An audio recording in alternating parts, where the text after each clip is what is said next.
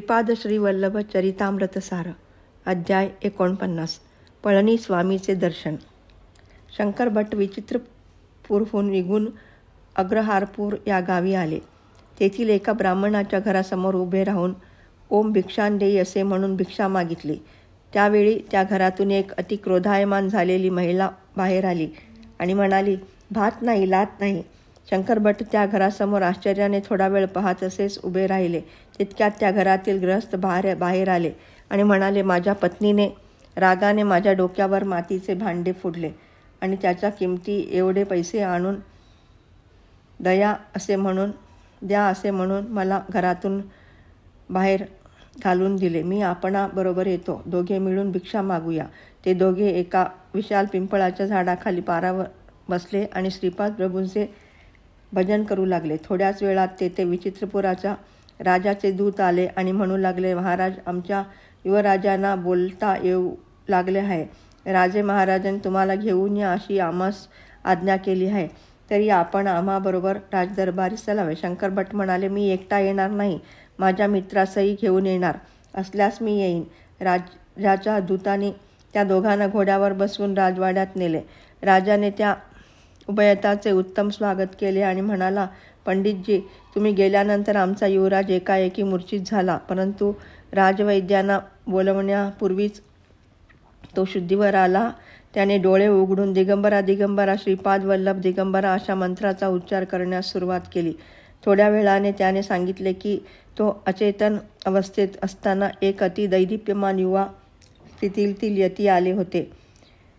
त्यांनी युवराजाच्या जिभेवर विभूती लावली आणि त्याच क्षणी त्याला वाचा प्राप्त झाली. महाराजाने शंकर भट्टास विचारले, ते यती कोण होते? श्री दत्तप्रभूशी त्यांचे काय नाते होते? शंकर भट म्हणाले, महाराज, युवराजांना विसलेले ते यती श्रीपाद श्रीवल्लभ होते. त्यांनीच युवराजांना वाचा प्रदान केली. ते श्री दत्तप्रभूंचे कलियुगातील अवतार आहेत. त्यांच्या दर्शनासाठी मी कुरुगड्डी क्षेत्रास जात आहे. त्यावेळी दरबारातील सर्व लोकांनी एकमुखाने श्रीपाद प्रभूचा जय जयकार केला. महाराजाने अतिप्रसन्न होऊन शंकर भट आणि त्यांच्याबरोबर आलेल्या ब्राह्मणास सुवर्ण मुद्रा दिल्या. आनंदाने शंकर भट आणि त्यांच्याबरोबर आलेल्या गृहस्थाने राजाचा निरोप घेतला आणि ते आपल्या गावी जाण्यास निघाले. येथील नंबुद्री नावाचा एक ब्राह्मण श्रीपाद प्रभूंचे दर्शन घेण्यास शंकर भट्टाबरोबर निघाला. ते तिघे अग्रहारपुरास येऊन पोचले. त्या गृहस्थाने आणलेल्या सुवर्णमुद्रा पाहून त्याची पत्नी अत्यंत आनंदित झाली. तिने या तिघांना उत्तम जेवण दिले. ती कालांतराने श्रीपाद प्रभूची भक्त झाली. शंकर भट्ट आणि नंबुद्री चिदंबरमकडे जाण्यास निघाले. तेथे पोचल्यावर त्यांनी पळणीस्वामी नावाच्या एक सिद्ध महात्म्याचे दर्शन घेतले. स्वामींनी आपल्या वक्तव्यात कणाद ऋषीचा कण सिद्धांताबद्दल विवेचन केले. तसेच कुंडलिनी शक्तीबद्दल माहिती सांगितली. ते पुढे म्हणाले, श्रीपाद प्रभू पिटिकापुरम या स्थानी मानव रूपात अवतरित होण्यापूर्वी 108 वर्षे या प्रदेशात आले होते. त्यांनी माझ्यावर अनुग्रह केला होता. त्यावेळी एक आश्चर्यकारक घटना घडली. हिमालयातील काही महायोगी बद्रिका केदार क्षेत्रात बद्रीनारायणाचे ब्रह्मकमळ वाहून पूजा करीत होते. ती बद्रीनारायणाचे चरणी वाहिलेली कमलपुष्पे श्रीपाद प्रभूंच्या चरणावर येऊन पडत होती. शंकर भट्टाच्या विनंतीनुसार पळणी स्वामींनी ब्रह्मकमळाबद्दल सविस्तर माहिती सांगितली. नंतर ते म्हणाले, अरे शंकर भट्टा, मी 10 दिवस समाधीमध्ये असणार आहे. दर्शन घेण्याच्या इच्छेने कोणी आल्यास माझ्या समाधीत भंग न पडू देता दुरूनच त्यांना शांतपणे दर्शन घडव. सर्प दंशाने कोणी मृत झालेल्या आल्यास त्यांच्याबरोबर आलेल्या लोकांना मी समाधीत आहे असे सांगून मृतदेहास नदीच्या पाण्यात अथवा जमिनीत पुरून ठेवावे अशी माझी आज्ञा असल्याचे त्यांना सांग. एवढे सांगून पळणीस्वामी समाधीस्थ झाले. शंकर भट्ट आणि नंबुद्री दर्शनास येणाऱ्या भाविकांना शांतपणे दर्शन घडवून आणीत होते. दर्शनास आलेल्या काही भक्तांनी तांदूळ, डाळ, पीठ असे साहित्य आणून दिले होते. ते पाहून नंबुद्रीने स्वयंपाक करण्याचे ठरवले. सरपणासाठी उपयोगी पडेल असे एक नारळाच्या झाडाच्या वाळलेले पान अंगणात पडलेले त्याला दिसले.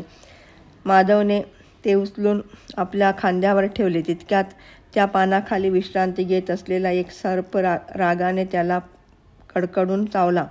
त्या सर्पाचे विष एवढे घातक होते की माधव नंबूद्री तत्काळ काळा निळा होऊन मृत झाला आणि जमिनीवर पडला. दोघांनी उचलून त्यास गुहेजवळ आणले. ते दृश्य पाहून शंकरभट अतिशय घाबरून गेले. त्यांनी स्वामीच्या आदेशानुसार एक मोठा खळगा खणविला आणि त्यात माधवाचा मृतदेह ठेवला.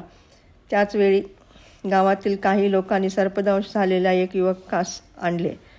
ही दुसरी दुर्घटना पाहून शंकरभट रडूच कोसळले. गावातील लोकांनी त्या गुहेजवळच एक खळगा खणून त्यात त्या मृत युवकास निजविले. 11व्या दिवशी ब्रह्ममुहूर्तावरच पळणीस्वामी समाधीतून बाहेर आले आणि माधवा माधवा अशा हाका मारू लागले. शंकरभट्टाने अश्रुपूर्ण नेत्रांनी घडलेली घटना स्वामींना सांगितली. त्यांनी शंकरभट्टाची समजूत घातली. स्वामी म्हणाले, अरे शंकरभट्टा, माधवला स्थूल देहात श्रीपाद प्रभूचे दर्शन होणार नव्हते. त्यामुळे त्याचे सूक्ष्म शरीर गेल्या 10 दिवसापासून कुरुगड्डी श्रीपाद प्रभूंच्या सान्निध्यात होते. त्याला पुन्हा एकदा स्थूल शरीरात आणण्याचे काम प्रभूंनी मजवर संपवले आहे. स्वामीच्या आदेशानुसार माधवला बाहेर आणले.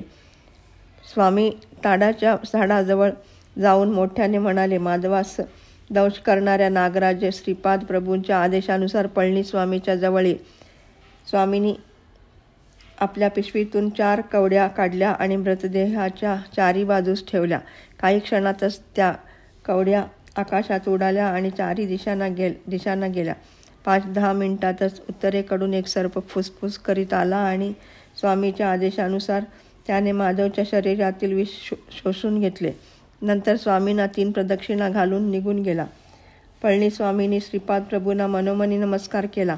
थोड्याच वेळात माधवाच्या शरीरात चैतन्य येऊ लागले आणि तो शुद्धीवर आला. हे पाहून सर्वांनाच खूप आनंद झाला.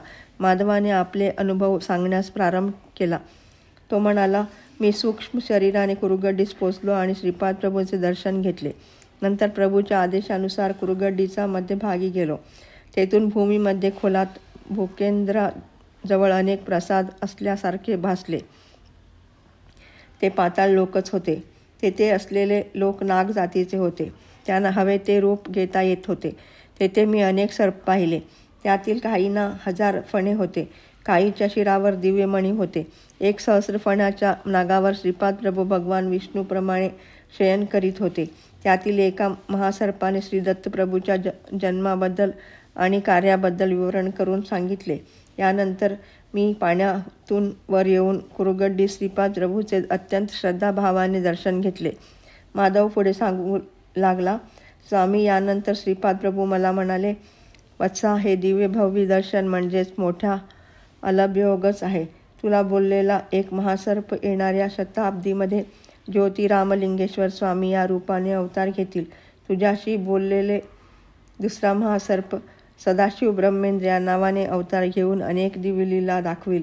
पिठिकापुरम येथील मी जन्मलेल्या माझ्या मातेच्या ग्रहातच माझ्या पादुकाची प्रतिष्ठापना होईल. माधव म्हणाला. एवढे बोलून श्रीपाद प्रभू मौन झाले. असे माधवचे वक्तव्य ऐकून सर्वजण आश्चर्यचकित झाले. यानंतर पळणीस्वामींनी त्या दुसऱ्या मृत युवकाचा देह खळग्यातून बाहेर आणावयाचा आदेश दिला. श्रीपादराजम शरणम प्रपद्ये.